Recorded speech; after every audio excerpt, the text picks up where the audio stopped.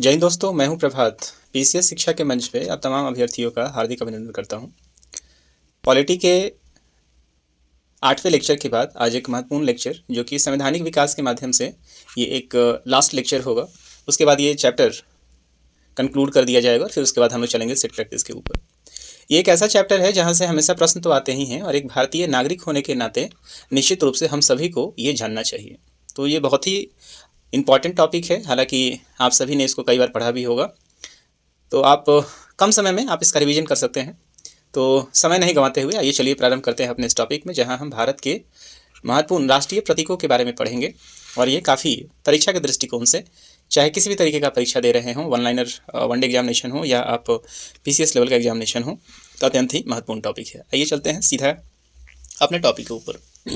सबसे पहले बात करते हैं राष्ट्रीय ध्वज की, नेशनल फ्लैग। तो हमारा जो राष्ट्रीय प्रतीक है उसमें सबसे पहले हम लोग चर्चा करने जा रहे हैं नेशनल फ्लैग के बारे में।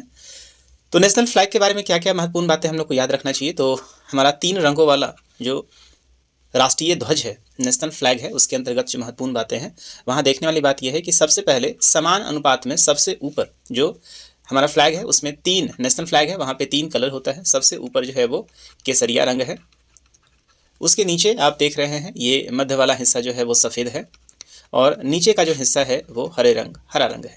और इन तीनों ही रंगों की अपनी अपनी विशेषताएं हैं।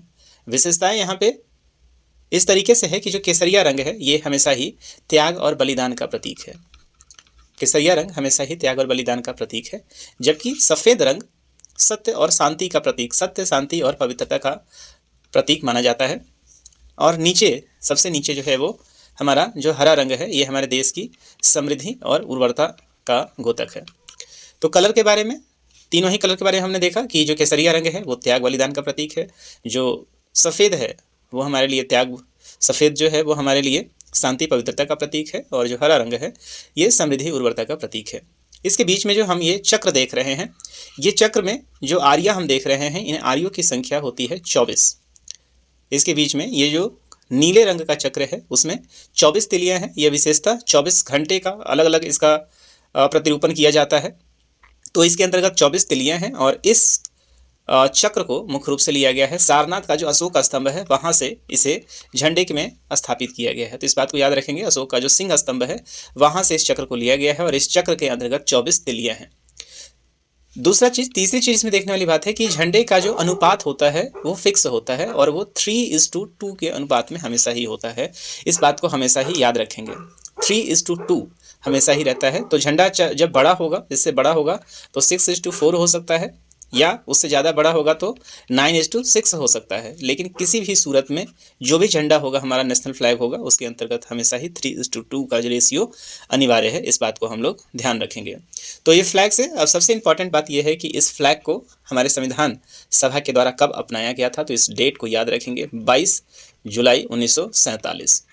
15 अगस्त 1947 को देश को आज़ादी मिली थी, तो अगस्त के पहले ही 22 जुलाई 1947 ईस्वी को संविधान सभा के द्वारा इस फ्लैग को हम लोगों ने अडॉप्ट किया था।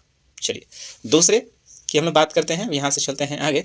अब बात करते हैं हम लोग नेशनल एम्बलम की बात करते हैं, जिसे हम लोग राष्ट्रीय चिन्ह के रूप में जानते हैं। तो भारत सरकार का जो है ये राष्ट्रीय चिन्ह है और नेशनल एम्बलम है, और ये भारत का राष्ट्रीय चिन्ह सारनाथ में जो अशोक स्तंभ है, जहाँ से हम लोगों ने ये चक्र में इसकी बात कर रहा था जो फ्लैग में लगा हुआ है, तो ये चक्र विशेषता कहाँ से है, अशोक स्तंभ का है। और ये सम्राट अशोक के समय आप देखेंगे कि इसका हम लोगों ने एंशियंट हिस्ट्री में इसका अध्ययन किया हुआ है। अभी वहाँ नहीं जाएंगे, हम लोग सिर्फ अपनी चर्चा को यहीं पर सीमित रखेंगे। तो मूल स्तंभ के ऊपर शीर्ष पे 4 सिंह हैं। जरा आप गौर से देखें तो यहाँ पे क्या है दिख रहा है, विशेषता आपके सामने 3 है, लेकिन एक यहाँ पे हिडन फिगर है। तो मूल स्तंभ के जो शीर्ष में है यहाँ पे मुख्य रूप से 4 फिगर हैं जो चारों दिशाओं के प्रतीक हैं।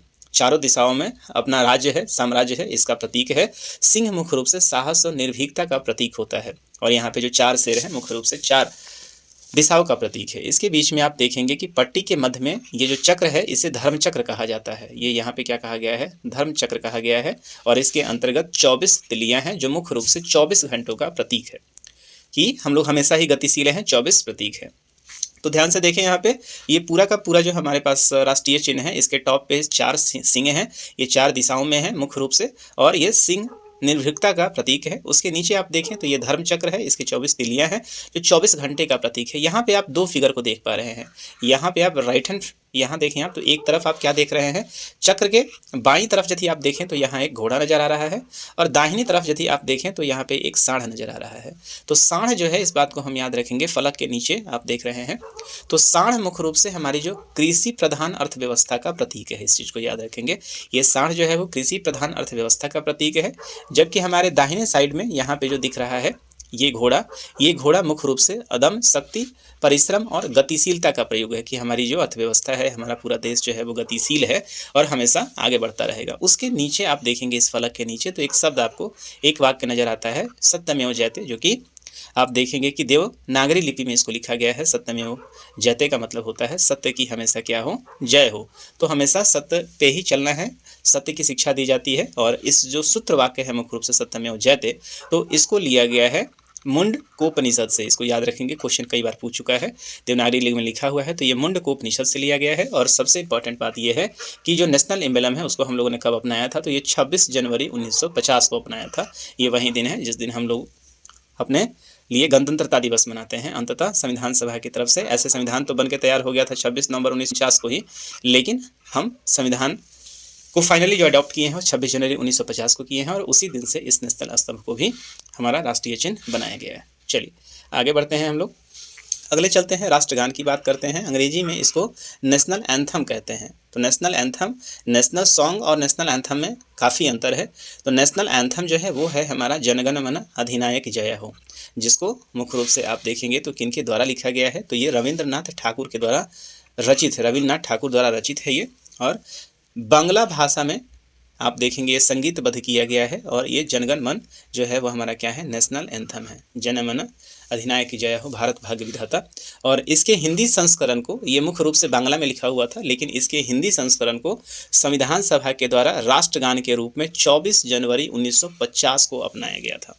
बहुत इंपॉर्टेंट है। ऐसे हम लोग गणतंत्रता दिवस मनाते हैं 26 जनवरी को, लेकिन नेशनल एंथम में 24 जनवरी का डेट ये है कि संविधान सभा की जो आखिरी बैठक हुई थी वो 24 जनवरी को, उसी 24 जनवरी में इस नेशनल एंथम को गाया भी गया था। तो 24 जनवरी 1950 को आप याद रखेंगे कि इसे अपनाया गया था। हालांकि राष्ट्रगान को सबसे पहले यदि कभी गाया गया था तो 27 दिसंबर 1911 को गाया गया था। इस चीज़ को याद रखेंगे। कांग्रेस के अधिवेशन में इसको, उसी के अगले वर्ष आप देखेंगे कि राजधानी बदली हुई थी, तो 27 दिसंबर 1911 को राष्ट्रीय कांग्रेस का कलकत्ता अधिवेशन था, 26वां अधिवेशन, जहां सबसे पहले इस नेशनल एंथम को गाया गया था। जबकि हमारे संविधान के द्वारा इसको अपनाया कब गया है, तो याद रखेंगे ये 24 जनवरी 1950 को अपनाया गया है।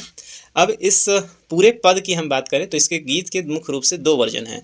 एक तो ये जो आप पूरा देख रहे हैं ये फुल वर्जन है, और ये पूरा जो गीत गाया जाता है इसमें मुख्य रूप से 5 पद हैं। ठीक है, तो पूरे गीत में जो 5 पद हैं, और जब इसको कंप्लीट गाया जाता है 5 पद को, तो 52 सेकंड के अंतर्गत गाया जाता है। तो जो फुल वर्जन है उसको 52 सेकंड में गाया जाता है। और कहीं कहीं संक्षिप्त राष्ट्रगान जब गाया जाता है तो इसकी प्रथम और अंतिम पंक्तियाँ को गाया जाता है, बीच की पंक्तियाँ को नहीं गाया जाता है। और इसका जो शॉर्टर वर्जन है इसको केवल 20 सेकंड में ही गाया जाता है। तो इंपॉर्टेंट बात हमारे लिए क्या निकल कर आता है कि नेशनल जो एंथम है हमारा, सबसे पहला रविन्द्रनाथ ठाकुर के द्वारा रचित है, बांग्ला भाषा में ये मूल रूप से रचित है। इसके हिंदी वर्जन को हमारे संविधान सभा द्वारा अपनाया गया और 24 जनवरी 1950 को अपनाया गया। इस चीज़ को याद रखेंगे। हालांकि इस नेशनल एंथम को सबसे पहले 27 दिसंबर 1911 में ही कलकत्ता अधिवेशन में इसको सबसे पहले गाया गया था। पूरा जो नेशनल एंथम है, इस नेशनल एंथम के मुख्य रूप से 2 वर्जन है, शॉर्टर वर्जन और पूरा लॉन्गर वर्जन है। तो जो बड़ा वाला वर्जन है जिसमें फुल हम लोग आते हैं वो 52 सेकंड का होता है, जबकि शॉर्टर जो वर्जन है वो केवल 20 सेकंड का होता है। तो इस चीज़ को याद रखेंगे। काफ़ी इंपॉर्टेंट, एक नागरिक होने के नाते हमें ये बात जानना चाहिए। आगे देखते हैं, तो नेशनल एंथम और नेशनल सॉन्ग, इन दोनों में काफ़ी अंतर है। तो नेशनल सॉन्ग की हम बात करें तो नेशनल एंथम हमने देखा जनगण मन है, जबकि नेशनल जो सॉन्ग है वो हमारा सुजलाम सुफलाम मलयज शीतलाम सस्य श्यामलाम मातरम, ये हमारा क्या है, तो वंदे मातरम। तो ये हमारा क्या है, नेशनल सॉन्ग है, राष्ट्रगीत इसको कहते हैं। और जो नेशनल एंथम है उसको राष्ट्रगान कहते हैं। तो हिंदी टर्मिनोलॉजी में भी काफ़ी अवेयर रहें, काफ़ी गलतियाँ यहाँ पे होती है। जो राष्ट्रीय गीत है हमारा, इसको बंकिम चंद्र चटर्जी के द्वारा ये रचित है, और बंकिम चंद्र चटर्जी ने इसे संस्कृत में वंदे मातरम गीत की रचना की थी, जिसे जनगण मन के समान दर्जा प्राप्त है। और इस गीत को सबसे पहले, यदि आप देखेंगे राष्ट्रगीत को, हमारे राष्ट्रगान से पहले ही गाया गया था। तो इस गीत को सबसे पहले सन 1896 में ही भारतीय राष्ट्रीय कांग्रेस के 12वें अधिवेशन के अंतर्गत इसे गाया गया था और मुख्य रूप से 24 जनवरी 1950 को ही राष्ट्रीय गीत के रूप में इसको अपनाया गया था। तो सेम डेट पे जिस समय नेशनल एंथम आया था उसी समय इसको भी अपनाया गया है। तो 24 जनवरी 1950 को राष्ट्रीय गीत के रूप में अपनाया गया है। यह गीत बांग्ला भाषा में, मूलतः आप देखेंगे तो बांग्ला भाषा में आनंद मठ नामक उपन्यास में इसका प्रयोग किया गया था और वहीं से फिर इसका उपयोग किया गया। पूरा का पूरा जो लाइन है ये पूरी एक कविता है जहाँ पे सुजलाम सुफलाम मलयज सीतराम लास्ट में आप देखेंगे वंदे मातरम है। तो याद रखेंगे बंकिम चंद्र चटर्जी के द्वारा ये रचित है, मूल रूप से संस्कृत है। वंदे मातरम गीत की यहाँ पे रचना हुई थी और ये मुख्य रूप से कहाँ से लिया गया है तो ये आनंद मठ से लिया गया है और संविधान सभा के द्वारा इसको 24 जनवरी 1950 को अपनाया गया था। आगे बढ़ते हैं, चर्चा करते हैं अब हम लोग यहाँ से नेशनल पांचांग की, जो राष्ट्रीय कैलेंडर है हमारा। तो नेशनल कैलेंडर के बारे में क्या कहा जाता है तो हम वेस्टर्न कैलेंडर, हमारे यहाँ मुख्य रूप से दो तरह के नेशनल कैलेंडर हैं। एक नेशनल कैलेंडर जो हमारा राष्ट्रीय है और इसका उपयोग सरकारी सिविल कैलेंडर में होता है। तो एक जो हमारा कैलेंडर है वो शक संवत पे आधारित है। शक संवत आपको याद होगा कि हम लोग इतिहास में देखते हैं शक पे जो है विजय पाने के लिए इसको शक संवत कैलेंडर का इस्तेमाल किया गया था। तो और एक है अंग्रेजी माध्यम से जो पूरे देश में एक ही कैलेंडर चलता है, मतलब पूरे दुनिया में एक कैलेंडर चलता है जिसे हम ग्रेगोरियन कैलेंडर के नाम से जानते हैं। तो इसको यदि हम कंपेयर करें तो हमारे यहाँ जो देखते हैं जैसे ग्रेगोरियन जो कैलेंडर होता है जो मुख्य रूप से अंग्रेजी वाला चलता है, जहाँ पे आप जनवरी से लेकर दिसंबर तक के डेट को देखते हैं। और वहीं हम लोग देखते हैं जो शक कैलेंडर हम लोग कहते हैं, शक संवत कहते हैं। महीने दोनों में 12 होते हैं, लेकिन जो शक कैलेंडर है जो हिंदी वाला है उसमें महीने की शुरुआत चैत माह से होती है। तो चैत, वैशाख, जेठ, आषाढ़, सावन, भादो, आश्विन, कार्तिक, माघ, पूस, मगरसिया, पूस, माघ और फागुन। तो ये 12 महीने होते हैं। जो मुख्य रूप से चैत जो होता है मार्च महीने की इक्विवेलेंट होता है। जो चैत महीना है वो मार्च की इक्विवेलेंट है। वैशाख अप्रैल, ज्येष्ठ जो है वो मई है, आषाढ़ जून है, सावन जुलाई है, भाद्रपद जो है वो अगस्त है, मतलब भादो जिसको कहते हैं, अश्विनी जो है वो सितंबर है, कार्तिक अक्टूबर महीना है, मार्गशिरा जो है वो नवंबर महीना है, पूस जो है वो आपका दिसंबर का महीना होता है, माघ जो है वो जनवरी कहलाता है और फागुन जो है वो आपका फरवरी कहलाता है। तो ये जो दो कैलेंडर है हमारे पास, एक शक संवत है और दूसरा जो है वो ग्रेगोरियन कैलेंडर है। और इसको अपनाया कब गया तो काफ़ी समय बाद इसको अपनाया गया। इसको याद रखिएगा, इसको 22 मार्च 1957 को अपनाया गया था। काफ़ी समय बाद अपनाया गया था। यदि आपको याद होगा तो शक कैलेंडर कब शुरू किया गया था इस चीज़ को याद रखेंगे। हिंट आपको 78 ईस्वी में दे देता हूँ और कॉमेंट बॉक्स में आप लोग लिखिएगा इसको। इसका पहला जो महीना होता है चैत का होता है, सामान्यतः 365 दिन ही होता है। तो चैत का पहला समानता 22 मार्च होता है।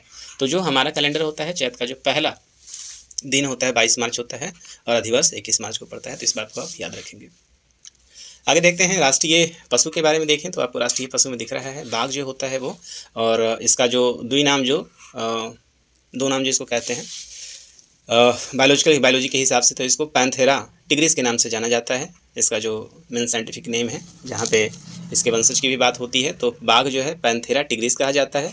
भारत का जो राष्ट्रीय पशु है यही है। आपको पता है कि 1973 में क्या शुरू हुआ था तो प्रोजेक्ट टाइगर को शुरू किया गया था और बंगाल टाइगर को राष्ट्रीय पशु घोषित करने के साथ ही भारत में बाघों को बचाने के लिए प्रोजेक्ट टाइगर को प्रारंभ किया गया था। और पहले जो था बाघ से पहले शेर जो है वो हमारा राष्ट्रीय नेशनल एनिमल हुआ करता था, लेकिन 1973 के बाद आप देखेंगे कि फिर से नेशनल एनिमल जो है हमारा बाघ हो जाता है। आगे देखते हैं नेशनल बर्ड की बात करें तो नेशनल बर्ड आपको दिख रहा है यहाँ पे मोर है, जिसको हम लोग पावो क्रिस्टेटस कहते हैं, जो कि हमारा राष्ट्रीय पक्षी है।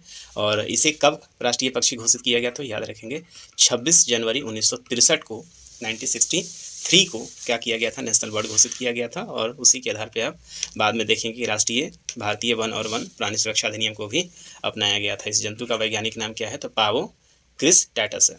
चलिए आगे देखते हैं। नेशनल जो फ्लावर है तो इसमें कुछ कहने की आवश्यकता नहीं है। लोटस जो है हमारा, कमल जो है वो हमारा क्या है, नेशनल फ्लावर है और जिसको हम लोग नेल्यूबो न्यूकीफेरा के नाम से जानते हैं, जो इसका वैज्ञानिक नाम है। और ये हमारे यहाँ पवित्रता, उपलब्धि, लंबे जीवन और भाग्य का प्रतीक है। आगे देखें हम लोग तो जो राष्ट्रीय पक्षी है, राष्ट्रीय वृक्ष है वो कौन सा है, बनियान ट्री जिसको कहते हैं, बरगद हिंदी में कहा जाता है। ये विशालता का प्रतीक है और राष्ट्रीय वृक्ष के रूप में ये पेड़ बहुत ही घना होता है, बहुत विशाल है, तो मुख्य रूप से हमारी विशालता का प्रतीक है।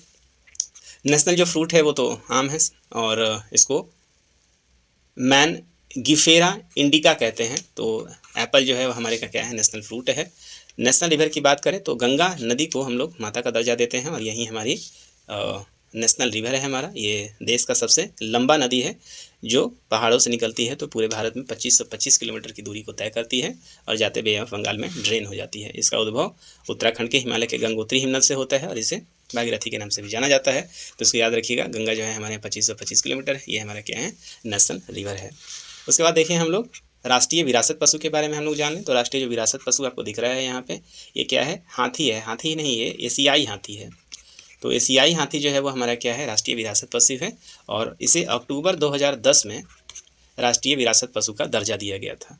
इस चीज़ को याद रखेंगे। राष्ट्रीय वन्यजीव जो अस्थायी बोर्ड समिति है वो 13 अक्टूबर 2010 को बैठक होती है और अक्टूबर 2010 में ही इसे वो दर्जा दिया जाता है।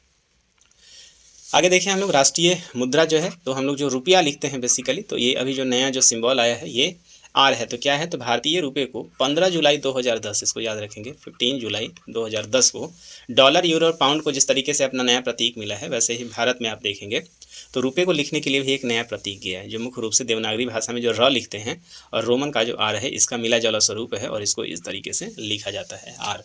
और इसको डिजाइन किया था डी उदय कुमार ने। तो इसको याद रखेंगे, 15 जुलाई 2010 से राष्ट्रीय मुद्रा का प्रतीक जो रुपये है उसको इस तरीके से लिखा जाता है। वहीं आप देखें राष्ट्रीय जलीय जीव के बारे में, तो जो गैंगेटिक डॉल्फिन है, ये जो डॉल्फिन आप देख रहे हैं वो भी गैंगेटिक डॉल्फिन है। उसको 18 मई 2010 को ही हम लोग क्या करते हैं, डॉल्फिन को राष्ट्रीय जलीय जीव घोषित किया गया है। इस चीज़ को याद रखेंगे। और वन्यजीव संरक्षण अधिनियम 1972 में अनुसूची 1 में इसको शामिल किया गया है। 5 अक्टूबर 2009 को तत्कालीन प्रधानमंत्री मनमोहन सिंह हुआ करते थे और उन्होंने गंगा नदी घाटी प्राधिकरण की बैठक में बिहार के तत्कालीन मुख्यमंत्री नीतीश कुमार के सुझाव पर गंगा डॉल्फिन को राष्ट्रीय जलीय जीव घोषित किया है। तो इस चीज़ को आप याद रखेंगे। तो ये रहा हमारे लिए राष्ट्रीय प्रतीक का ये पूरा कंटेंट रहा। हमें उम्मीद है कि आप इससे लाभान्वित होंगे और परीक्षा के दृष्टिकोण से आपके लिए एक रिवीजन वीडियो के रूप में काम करेगा। तो इस वीडियो में हम लोग इतना ही रहने देते हैं और चर्चा करेंगे। अब इसके बाद हम लोग सेट प्रैक्टिस के ऊपर आएंगे, जहां संवैधानिक विकास का ये पूरा चैप्टर समाप्त हो चुका है और यहाँ से हम लोग अब मुख्य रूप से प्रश्नों को सॉल्व करना शुरू कर देंगे। मेरा लगभग अप्रॉक्स हुआ है कि संवैधानिक विकास के ऊपर 100 ऐसे प्रश्न सॉल्व करें जिससे आप टॉपिक को रिवाइज कर सकें। ठीक है, तो चलिए इस वीडियो में इतना ही, फिर मिलते हैं आपसे अगले वीडियो के लिए। तब तक के लिए जय हिंद।